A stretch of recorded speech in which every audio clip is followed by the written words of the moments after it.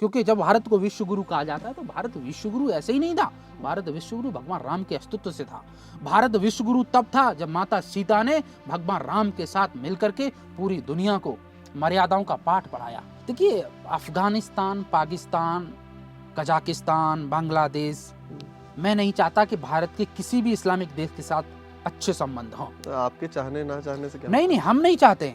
हम ही नहीं, बल्कि अंदर से हर भारतीय जो भारत को मानने वाला है, संस्कृति को मानने वाला है, वो व्यक्ति नहीं चाहता। मैं तो कहता हूं कि अगर बीजेपी भगवान राम के नाम पर राजनीति करती है, वोट बैंक की राजनीति करती है, तो ये उसका अधिकार है। और क्योंकि उसने कई लोगों की, हजारों करोड़ों हिंदुओं की आस्थाओं के साथ, भावनाओं के साथ खिलवाड़ नहीं किया, उनको साधा है, उनको बैलेंस किया है, और इसलिए आज वो राजनीति में सत्ता में। और ये जो लोग कहते हैं सिर्फ हिंदुओं की बात क्यों कर रहे हो, भारतीयों की क्यों नहीं कर रहे हो? हम भारतीयों की बात करते हैं। हिंदुओं ने क्योंकि बलिदान दिया है, हिंदुओं ने बलिदान दिया है। और मैं आपके टीवी चैनल के माध्यम से कह रहा हूं, मुसलमानों ने कोई बलिदान नहीं दिया सनातन के लिए। नमस्ते सभी को, मेरा नाम है दीक्षांत पिलानी है। इस चैनल का नाम है कंफ्यूज्ड इडियट्स, और आज हमारे साथ है विनय आर्य जी। विनय आर्य जी जर्नलिज्म में गोल्ड मेडलिस्ट रहे हैं। इन्होंने 2 बार पार्लियामेंट को एड्रेस किया है। तो विनय जी, आप पार्लियामेंट तक कैसे पहुंचे? नेशनल लेवल पे चयन प्रक्रिया होती है, उससे गुजरना पड़ता है। उसमें अच्छे जो स्पीकर्स होते हैं स्टेट में, बेहतरीन 1 से 2, उनको वहाँ पे आमंत्रित किया जाता है। मिनिस्ट्री ऑफ यूथ अफेयर्स की तरफ से गाइडलाइन होती है। तो आपने किस बारे में बात की थी वहाँ पे? मैंने राष्ट्र के निर्माण में युवाओं की क्या भूमिका हो सकती है, भारत का जो लोकतंत्र है, जो डेमोक्रेसी है, वो किस तरीके से और दुनिया के देशों से बेहतरीन है, और हमारे पास क्या बेहतरीन पॉलिसीज हो सकती हैं राष्ट्र को बेहतर बनाने की दिशा में। क्या हो सकती है राष्ट्र को बेहतर बनाने की दिशा में? मुझे लगता है कि एक तो यूथ को लेकर के हमारी जो पॉलिसीज रही हैं पुराने समय से, वो बहुत ज़्यादा सिस्टमेटिक नहीं रही हैं। जैसे एजुकेशन सिस्टम में हमारे पास डिग्री, बहुत सारे कोर्सेज की भरमार है, लेकिन कोर्सेज के बाद बड़े बड़े डिग्री धारकों को फिर उनको एडजस्ट करने के लिए हमारे पास संसाधन नहीं है। हमारे पास बहुत ज़्यादा ऐसे सेक्टर हैं, जैसे उत्तराखंड हो गया, हिमाचल हो गया, बिहार हो गया, ऐसे राज्यों में आज भी लोगों को पलायन के कगार पर पहुंचना पड़ता। जो यंग यूथ है, वो भी कहीं ना कहीं पलायन करता है अदर स्टेट में। तो हमारे पास बहुत सारी पॉलिसीज़ नहीं है। हमारे पास गवर्नमेंट सेक्टर में बहुत अच्छी जॉब्स नहीं है, प्राइवेट सेक्टर में भी जॉब्स हैं, लेकिन जॉब्स के भी कुछ बहुत ज़्यादा हालात अच्छे नहीं। खास करके जब बीटेक, एमटेक बच्चा इंजीनियरिंग की अच्छी अच्छी डिग्रियां ले लेता है, मेडिकल की अच्छी तालीम हासिल कर लेता है, और उसके बावजूद भी उनको अच्छे, न तो हमारे पास रिसर्च के बहुत अच्छे इंस्टीट्यूट हैं जहाँ पर वो शोध कर सके, और ना ही उनको उनकी उस प्रैक्टिस को इम्प्लीमेंटेशन करने के लिए बहुत सारे विकल्प हमारे देश के अंदर हैं। तो उसके लिए क्या किया जा सकता है? उसके लिए गवर्नमेंट को जिस तरीके से जो नई एजुकेशन पॉलिसीज आई हैं, इन पॉलिसीज में क्या है कि बहुत ज़्यादा जो स्किल बेस्ड इन एजुकेशन के जो चैप्टरों को वरीयता दी गई, बहुत अच्छा विकल्प हो सकता है, जिसमें हम प्रैक्टिकली स्कूल कॉलेजों में ये प्रयास किया जा रहा है कि बच्चे प्रैक्टिकली स्ट्रांग हों, जैसे जापान है, चाइना है, अमेरिका है, ऐसे देशों के अंदर वहाँ पर प्रैक्टिकली स्टूडेंट्स को बेहतर बनाया जाता है। हमारे यहाँ किताबी ज्ञान ज़्यादा पे फोकस किया और जाता है। अगर नौकरियां ही नहीं है तो चाहे किताबी ज्ञान हो चाहे प्रैक्टिकल ज्ञान हो, नौकरी तो मिलेगी नहीं, है ही नहीं, क्योंकि वो तो जैसा आपने कहा। नहीं, वही मैं कह रहा हूँ कि नहीं, फिर फायदा क्या है? चाहे प्रैक्टिकल नॉलेज दे दो, चाहे किताबी नॉलेज दे दो। नहीं, विषय ये है कि चीज़ों को सिस्टमैटिक करने की ज़रूरत है।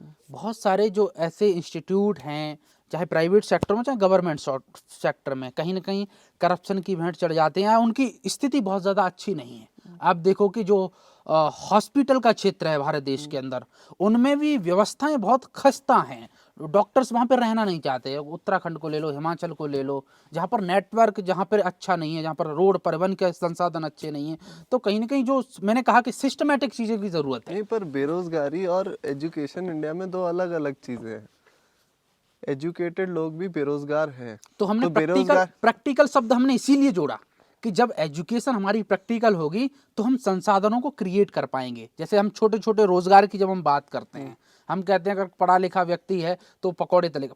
पकौड़ा तलना एक विकल्प नहीं हो सकता, लेकिन पकौड़े तलने ही जैसे कई अगर हम संसाधन जोड़ते हैं अपने साथ, प्रैक्टिकली हम कहीं निवेश करते हैं, कुछ अपना अलग स्टार्टअप शुरू करते हैं, कुछ नए आइडियाज़ लाते हैं, लाइक जहाँ पे हम बैठे हुए हैं वहाँ पर भी हमने एक अलग प्रकल्प की शुरुआत की है। तो इस तरीके के जो आइडियाज़ है, जो प्रैक्टिकली हमने कहा, अगर हम प्रैक्टिकली फोकस करेगी, गवर्नमेंट भी फोकस करेगी, तो कहीं ना कहीं जो युवा हैं उनको भी ऐसा लगेगा कि देश में अगर हम कुछ नया करते हैं, क्रिएटिव करते हैं, तो हमको मदद मिलेगी और इससे हम कुछ बेहतर कर पाएंगे रोजगार की दृष्टि से। और क्या विकल्प हो सकते हैं? अभी हमने उत्तराखंड में देखा यूपीएससी ट्रिपल एससी को लेकर के जो घोटाले हुए, इंटरव्यूज़ में घोटाले हुए, बैकडोर भर्तियां कर ली जाती हैं। आपने देखा होगा कि स्कूल स्तर पे, कॉलेज स्तरों पर जो नियुक्तियां होती हैं वो भी कहीं इंटरव्यू बेस्ड होती हैं और वो भी सोर्स से, सिफारिश के आधार पर होती हैं। तो इसको लेकर के भी कॉन्स्टिट्यूशन में कड़े प्रावधान हो इन को लेकर के, तो इस पर अंकुश लगे तो और भी बेहतर चेंजेस हो सकते हैं। जैसा कि मैंने आपके कई इंस्टाग्राम पे और वैसे भी यूट्यूब पे भी देखा, तो आपका पॉलिटिकल मुद्दों पे जो व्यू है वो बहुत अलग रहता है। अभी हाल ही में राम मंदिर का उद्घाटन होने वाला है और ये सब जानते हैं कि राम मंदिर भारत के लिए ज़रूरी है, पर इतना ज़रूरी क्यों है? राम मंदिर, आपने कहा कि दीक्षांत जी राम मंदिर क्यों ज़रूरी है। मैं आपकी बात पे आता हूँ। राम मंदिर अगर ज़रूरी नहीं होता तो बाबर ने 1500 में राम मंदिर को तोड़ करके वहाँ पर बाबरी मस्जिद बाबर ने स्थापित की। क्यों स्थापित की? क्योंकि बाबर, मुगलों ने हमेशा से चाहे कि भगवान राम के अस्तित्व को नकारा है, उसको खंडित किया है और उस अस्तित्व को मिटा करके भारत से, भारतीय संस्कृति का पूरी तरीके से अस्तित्व मिटा दिया जाए। मुगलों ने जो भारत देश पर ब्रिटिश से ज्यादा भारत का जितना बंटाधार भारत की संस्कृति का मुगलों ने किया है, उतना किसी ने नहीं किया। और इसीलिए फिर 6 दिसंबर 1992 को बाबरी मस्जिद का ढांचा तोड़ करके वहां पर अस्थायी रूप से रामलला को विराजमान किया गया, लेकिन वो अस्थायी रूप से था। लेकिन जिस लड़ाई को पिछले 500 वर्षों से भारत के करोड़ों जिन सनातनियों ने लड़ा, क्योंकि भारत के करोड़ों सनातनियों के लिए राम एक मर्यादा है, राम एक आदर्श है, राम एक सृष्टि के कर्ता धर्ता है। राम जिसको सुन करके, जिनको चरितार्थ करके, जिनको आत्मसात करके भारत के करोड़ों लोग आज जीना चाहते हैं, आगे बढ़ना चाहते हैं, पूरी दुनिया को एक संदेश देना चाहते हैं। और वो राम का अस्तित्व ही था जिन्होंने 9 लाख वर्ष पूर्व, जिनका चरित्र पूरी दुनिया के लिए मर्यादा बन गया, जिन्होंने जो नैतिक सिद्धांत और मानवीय मूल्य दिए वो पूरी दुनिया के लिए आदर्श बन गए। राम से आज हम सीखते हैं। जब हमारे अंदर राम का चरित्र, राम के मानवीय मूल्य घटित नहीं होंगे तो ये सृष्टि का उद्गम आगे नहीं सुचारू रूप से हो सकता है। क्योंकि जब भारत को विश्व गुरु कहा जाता है तो भारत विश्व गुरु ऐसे ही नहीं था। भारत विश्व गुरु भगवान राम के अस्तित्व से था। भारत विश्व गुरु तब था जब माता सीता ने भगवान राम के साथ मिलकर के पूरी दुनिया को मर्यादाओं का पाठ पढ़ाया। और इसीलिए आज राम राज्य का समय आ गया है। और राम राज्य का समय 21वीं सदी में इसलिए आया है क्योंकि भारत, पूरी दुनिया आज भारत की तरफ निहार रही है। उम्मीदों के सूरज की छोटी छोटी किरणें आज निकल रही। और आप देखना कि 22 जनवरी को जब एक बहुत बड़ा शंखनाद होगा, एक बहुत बड़ा कीर्तिमान और एक बहुत बड़ा रिवॉल्यूशन का ये समय है, जहां पर भगवान राम की पुनर्प्रतिष्ठा होते हुए अयोध्या में पूरी दुनिया देखेगी और इसका हम सब साक्षी बनेंगे 21वीं सदी में। ठीक है, ये तो मैं समझ गया। अभी हाल ही में G20 समिट हुआ था इंडिया में, अनेक देशों के प्रधानमंत्री आए थे, उससे इंडिया को क्या फायदा हुआ?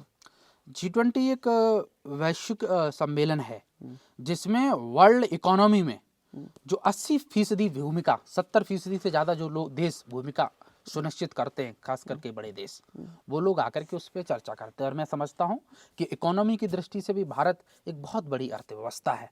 और यद्यपि हम बात करते हैं कि 2025 तक भारत को 5 ट्रिलियन अमेरिकी डॉलर की अर्थव्यवस्था बनाएंगे, लेकिन उसके साथ साथ हमारे पास क्या चुनौतियां हैं और उन चुनौतियों से निपटने के लिए हम किस तरीके से वैश्विक मंच पर एकजुट होकर के, एक साथ आकर के, कुछ बाहरी कंपनियां हमारे साथ किस तरीके से निवेश कर सकती हैं और हम दूसरे देशों के साथ किस तरीके से सामंजस्य स्थापित करते हैं। तो इसको लेकर के भारत ने इस बार उसकी G20 सम्मेलन की मेज़बानी की। देश के यशस्वी प्रधानमंत्री मोदी जी ने उसको लीड किया और पूरी दुनिया भारत देश में आई। पूरी दुनिया ने भारत देश को देखा, पहली बार हम चीज़ों को लीड कर रहे हैं। हमने कहा हम जगत गुरु विश्व गुरु तो थे, लेकिन 21वीं सदी में खास करके वर्तमान समय में हम विश्व को किस तरीके से लीड कर रहे हैं, ये भी एक बहुत बड़ा प्रश्न है और पूरी दुनिया देखती है। अब तक नाम होता था कि अमेरिका, चाइना, जापान, रूस हमसे बेहतरीन है। वो बहुत सारी चीज़ों को ग्लोबली जब रिप्रेजेंटेशन की बात आती थी तो UN का नाम आता था, जब रिप्रेजेंट की बात आती थी तो चाइना का नाम आता था, अमेरिका का नाम आता था, जापान का आता था, रूस का आता था। आज सैन्य क्षमताओं की दृष्टि से, आज हम सोशल इन्वायरमेंटल फैक्टरों की दृष्टि से, आज हम विभिन्न सेक्टरों में पूरी दुनिया को ग्लोबली हम लीड कर रहे हैं। जब इन्वायरमेंट की बात आती है, जब ग्लोबल वार्मिंग की बात आती है, तो विश्व भारत को बुलाता है कि भाई किस तरीके से हम जो वैश्विक चुनौतियां हैं पर्यावरण को लेकर के, उससे हम किस तरीके से निपट सकते हैं। इसको लेकर के सम्मेलन होते हैं, G20 शिखर सम्मेलन से लेकर के UN के सम्मेलन, जिसमें भारत ने अपनी मेजबानी की है, अपनी बातों को प्रखरता के साथ उठाया है। तो मैं समझता हूँ एक बहुत बड़े गौरव की बात है। वो गौरव की बात जब हो रही थी तब वीडियोस आई थी, कुत्तों को बांध के नाली में फेंक दिया गया, और भी बहुत सी ऐसी चीजें।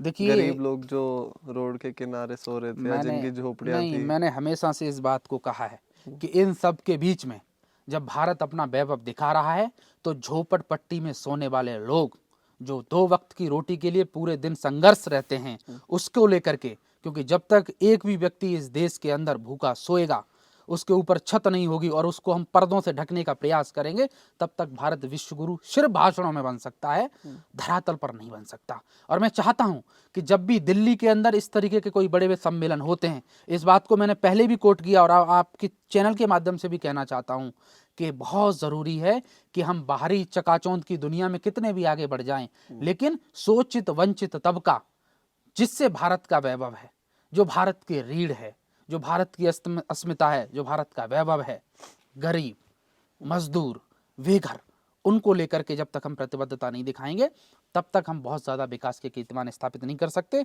हमने एक दृष्टि से सामाजिक, आर्थिक, राजनीतिक, लोकतांत्रिक दृष्टि से पूरी दुनिया को लीड किया है। भारत ने अपनी ताकत दिखाई है, लेकिन इन ताकतों के बीच में भी आज भी भारत के सामने बेरोजगारी, भूख, भुखमरी और गरीबी और महिलाओं के साथ हो रहा शोषण एक बहुत बड़ा सवाल है। और मैं चाहता हूं कि बेरोजगारी, गरीबी और महिलाओं के खिलाफ, महिलाओं के प्रति हो रहा शोषण, इसको लेकर के भी सरकार पूरी तरीके से प्रतिबद्ध हो, तब जाकर के हम बेहतरीन तरीके से आगे बढ़ सकेंगे। क्या कर सकती है सरकार गरीबी मिटाने के लिए? गरीबी मिटाने के लिए सरकार, भारत एक अर्थव्यवस्था का देश है जिसमें 70% जो अर्थव्यवस्था है वो कृषि सेक्टर पर निर्भर करती है। ग्रामीण परिवेश में लोग बहुत ज़्यादा रहते हैं, लेकिन जो ग्रामीण सेक्टर है, आपने देखा होगा कि सबसे ज़्यादा गरीबी है ग्रामीण परिवेशों में। खास करके जो फसलें उगाई जाती हैं, फसलों का लागत मूल्य उनको सही तरीके से नहीं मिल पाता है।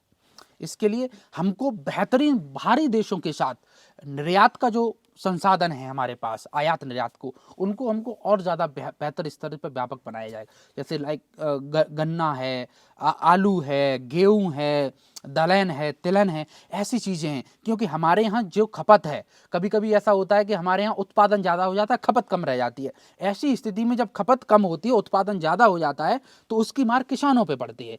किसानों पर जब मार पड़ती है तो उसको लागत का सही मूल्य नहीं मिल पाता, इसलिए वो बेचारा कर्ज में दब जाता है और फिर वो महंगे महंगे लोन निकालता है साहूकारों से और बैंकों से। जब बैंकों से महंगे लोन लेता है, कर्ज लेता है, फिर उसको चुकता नहीं कर पाता है और फिर उससे सुसाइड करता है। ये एक पूरा मैं आपको चक्र बता रहा हूँ किस तरीके से जो निम्न आबादी है वो फंस जाती है। सरकार को इस दिशा में बेहतर पहल करने की आवश्यकता है कि हम दूसरे देशों के साथ जो हमारे यहाँ अनाज जो उगता है उसके साथ आयात निर्यात के संसाधन बेहतर स्तर पर अच्छी पॉलिसीज़ के साथ क्रिएट करें, और हमारे यहाँ की जो मंडियाँ हैं उनको भी हम सुदृढ़ प्रयास करने के, क्योंकि हम जो हम रोज़मर्रा की अगर हम सब्जियाँ मार्केट में, मंडी में ले जाते हैं तो उनका किसानों को सही मूल्य मिले।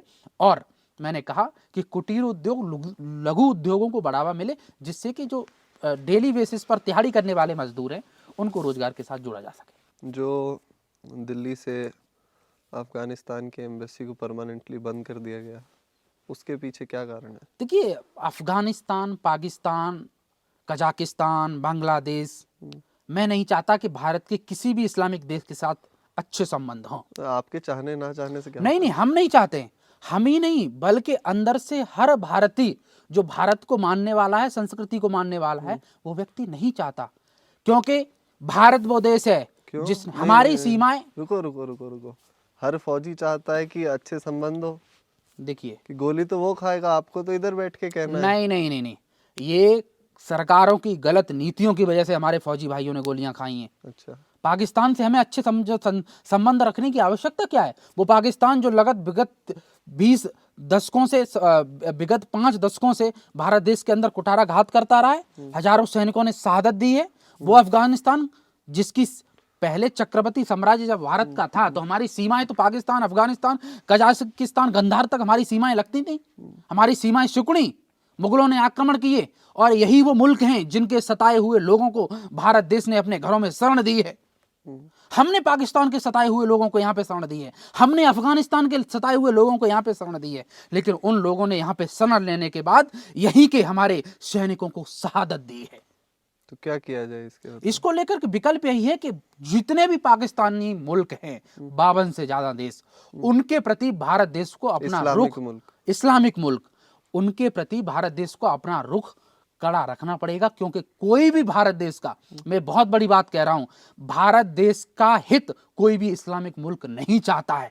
वो तो आज भारत देश का सामर्थ्य इतना हो गया है सैन्य क्षमताओं की दृष्टि से, लोकतांत्रिक दृष्टि से, कि ये 52 मुल्क चाह करके भी भारत देश की तरफ आंख उठा के नहीं देख सकते। नहीं तो इन मुल्कों ने सिवाय भारत को लूटने के, कुठाराघात करने के, यहाँ के सैनिकों को क्षति पहुंचाने के अलावा दूसरा कोई काम नहीं किया है। कितना बड़ा मुल्क है पाकिस्तान, नेक आबादी है, लेकिन हमेशा से सीज फायर करता है। वो क्यों करता है? क्यों अपने पाकिस्तान से आतंकवादी यहां भेजता है? और कश्मीर में इनके बाप की कश्मीर है पाकिस्तानियों की, क्या मतलब है? इस पर आज भी अपना हक जताने के लिए बार बार करते हैं कि कश्मीर हमारा है, इंशाअल्लाह कश्मीर को हम लेके रहेंगे। आज भी कश्मीर की घाटियों में खून खराबा होता है। तलवार की नोक पर पाकिस्तान अगर चाहे तो कश्मीर को नहीं ले सकता। कश्मीर भारत का अभिन्न अंग पहले भी था। और मैं तो धन्यवाद करता हूं देश के यशस्वी प्रधानमंत्री जी का, आर्टिकल 370 हटा करके जो कश्मीर को अलग राज्य का, अलग प्रावधान का जो दर्जा दिया गया था, उसको खत्म किया गया है। ये बहुत बड़ी जीत है। ये जो लोग कहते हैं, दीक्षांत जी आपके चैनल के माध्यम से कहते हैं कि भाई बीजेपी गवर्नमेंट आ गई है तो हिंदू मुसलमान के नाम पर राजनीति करती है। 2024 का राम मंदिर भी, 2024 के इलेक्शन को देखते हुए राम मंदिर का उद्घाटन किया जा रहा है। मैं तो आपसे एक बात कहता हूं और कांग्रेस से भी एक बात पूछता हूं, ये कौन लोग हैं जो भारत देश में भीषण गरीबी, बेरोजगारी होने के बावजूद भी बीजेपी को लेके आ रहे हैं? क्यों? ये कौन लोग हैं? आप मुझे पूछिए। विकास की बात नहीं करते हैं, रोजगार की बात नहीं करते हैं, महिला सुरक्षा की बात नहीं करते हैं, लेकिन फिर भी क्यों लेकर के आ रहे हैं? ये कौन लोग हैं जिन्होंने बीजेपी को जिन्होंने कांग्रेस को सारे हिंदी राज्यों से हटा दिया है, पूरी तरीके से खत्म कर दिया है। लेकिन चुनौतियां आज भी है ना, बीजेपी के पास आज भी मुद्दे हैं ना, लेकिन फिर भी कांग्रेस के पास आज भी मुद्दे हैं, लेकिन फिर भी कांग्रेस बेहतर क्यों नहीं कर पा रही? मेरी तो ये समझ नहीं आ रहा है। अगर राम मंदिर के नाम पर बीजेपी को वोट मिल रहा है, बीजेपी वोट बैंक की राजनीति करती है, तो उसका अधिकार है। क्योंकि यह अधिकार मुलायम सिंह यादव को भी मिला था, यह अधिकार केजरीवाल को भी मिला था, यह अधिकार कांग्रेस में राहुल गांधी को भी मिला था, सोनिया गांधी को भी मिला था, लेकिन वो इस अधिकार को फलित नहीं कर पाए। जिन्होंने राम मंदिर के खिलाफ वकील खड़े कर दिए थे, जिन्होंने किताब में, अपने एफिडेविट में राम मंदिर के, भगवान राम के अस्तित्व को नकारा, ये वही सोनिया गांधी है जिसने कह दिया कि भगवान राम की कोई अस्तित्व नहीं है, कोई सत्ता नहीं है। ये वही आम आदमी पार्टी है जो हमेशा से नकारती रही। लेकिन बीजेपी हमेशा से मैंने कहा कि जिसने सनातन का सम्मान किया, जिसने सनातन का ध्वज लेकर के लड़ाइयां लड़ी, वही आज सत्ता में आकर के लीड कर रही, और उसका हक भी है। और इसलिए मैं तो कहता हूं कि अगर बीजेपी भगवान राम के नाम पर राजनीति करती है, वोट बैंक की राजनीति करती है, तो ये उसका अधिकार है। और क्योंकि उसने कई लोगों की, हजारों करोड़ों हिंदुओं की आस्थाओं के साथ, भावनाओं के साथ खिलवाड़ नहीं किया, उनको साधा है, उनको बैलेंस किया है, और इसलिए आज वो राजनीति में सत्ता में। और ये जो लोग कहते हैं सिर्फ हिंदुओं की बात क्यों कर रहे हो, भारतीयों की क्यों नहीं कर रहे आप? हम भारतीयों की बात करते हैं। हिंदुओं ने क्योंकि बलिदान दिया है, हिंदुओं ने बलिदान दिया है। और मैं आपके टीवी चैनल के माध्यम से कह रहा हूं, मुसलमानों ने कोई बलिदान नहीं दिया सनातन के लिए। एक मुसलमान बता दीजिए जो भगवान राम मंदिर के लिए लड़ा हो, आप मुझे एक मुसलमान बता दीजिए। सनातन जरूरी थोड़ी है, भारतीय होना जरूरी है ना पहले। भारतीय होना बहुत जरूरी है, लेकिन भारतीय होने से पहले सनातन का भाव जब तक हमारे अंदर नहीं होगा, तब तक भारतीयपन का भाव नहीं आएगा। क्यों? कितने मुस्लिम लोग हैं जो आर्मी में खड़े हैं बॉर्डर पे। इस देश का हम उनका सम्मान करते हैं। मैंने कहा कि भारत देश के अंदर जितने भी रिलीजन्स के नाम पर, जितने भी मत, पंथ, संप्रदाय हैं, हम उन सब का सम्मान करते हैं जिसके अंदर भारतीयता का भाव है, जिसके अंदर भारत के उदयकरण का भाव है, लेकिन उनके सम्मान से पहले हम सम्मान करते हैं भारत की उस सनातन परंपरा का जिसने हमें भारत होने का गौरव दिलाया। भगवान राम, मर्यादा पुरुषोत्तम श्री राम से लेकर के योगेश्वर श्री कृष्ण भगवान, छत्रपति शिवाजी, महाराणा प्रताप से लेकर के गौतम, कणाद, जैमिनी, पाणिनि, पतंजलि और चरक, सुश्रुत, धन्वंतरी, ऐसे महर्षि जिनके वैभव पर आज भारत ये खड़ा हुआ है। हम सनातन की बात क्यों करते हैं? क्योंकि सनातन में भारत का गौरव बसता है। और मैं आपको बताऊं, इस देश का इस्लामीकरण हुआ है। मुसलमान चाहते तो इस देश का भारतीयकरण कर सकते थे, लेकिन आज क्यों असुद्दीन ओवैसी कहता है कोई मेरे गर्दन पर छुरी रख दे, मैं नहीं भारत माता की जय के नारे नहीं बोलता, कोई मुझ पे तो क्यों बोलता है वो? इसका मतलब ये लोग इस देश का इस्लामीकरण करना चाहते हैं। इस देश का इस्लामीकरण नहीं होना चाहिए। क्यों अकबरुद्दीन ओवैसी कहता है कि 10 मिनट के लिए पुलिस हटा दीजिए, फौज हटा दीजिए, हम बता देंगे क्या पावर है। ये मुल्ला मौलवी कोई भी किसी भी मंच पर खड़े होकर के भारत की अस्मिता को, भारत की सैन्य क्षमताओं को, भारत की पुलिस बल को टारगेट करेगा और हम लोग उसको खामोशी से सहन करेंगे? मैंने कहा कि अगर कश्मीर से आर्टिकल 370 नहीं हटता और अयोध्या में भव्य राम मंदिर बना करके हम पूरी दुनिया को और इस्लामिक मुल्कों को एक संदेश नहीं देते, तो हमेशा से इस्लाम की एक ही नीति रही है कि कत्लेआम करो और कब्जा करो। इस्लाम ने हमेशा से बाउंड्रियों को तोड़ करके वायलेंस के, हिंसा के दम पर, तलवारों के दम पर, तलवारों की नोक पर साम्राज्य खड़े किए हैं, लेकिन भारत ने कभी भी तलवारों के नोक पर दुनिया को जीतने की ताकत नहीं की। हमने त्याग के दम पर, प्रेम के दम पर पूरी दुनिया को लीड किया है। हमने हमेशा से दिल खोल करके सबका स्वागत किया है, लेकिन अब आवश्यकता नहीं है। ईंट का जवाब ईंट से दिया जाएगा, गोली का जवाब गोली से दो। अगर कोई तलवार से सर काटने की क्षमता रखता है तो हम भी एक तलवार से 10 सर काटने की क्षमता रखते हैं। इस वैभव को लेकर के भारत को आगे बढ़ना होगा। बहुत बहुत धन्यवाद विनय जी, मुझे बहुत अच्छा लगा आपसे बात करके। आपका जोश एकदम ऑडियंस में ऊर्जा भर देगा। सुबह सुबह का समय है, आपने हमें समय दिया उसके लिए बहुत बहुत धन्यवाद। हमारे चैनल का नाम बता सकते हैं आप? आपका अद्भुत चैनल और आपके तमाम दर्शक जो इस रहस्यमयी चैनल को देखते हैं, सुनते हैं, उनके तमाम दर्शकों को बहुत बहुत आभार। Like share subscribe, like share subscribe करें और आपकी विवेक पत्रकारिता, आपकी निर्भीकता जो आप करते हैं और बेबाक सवाल जो आप पूछते हैं, उसके लिए भी हम आपको सैल्यूट करते हैं। बहुत बहुत धन्यवाद।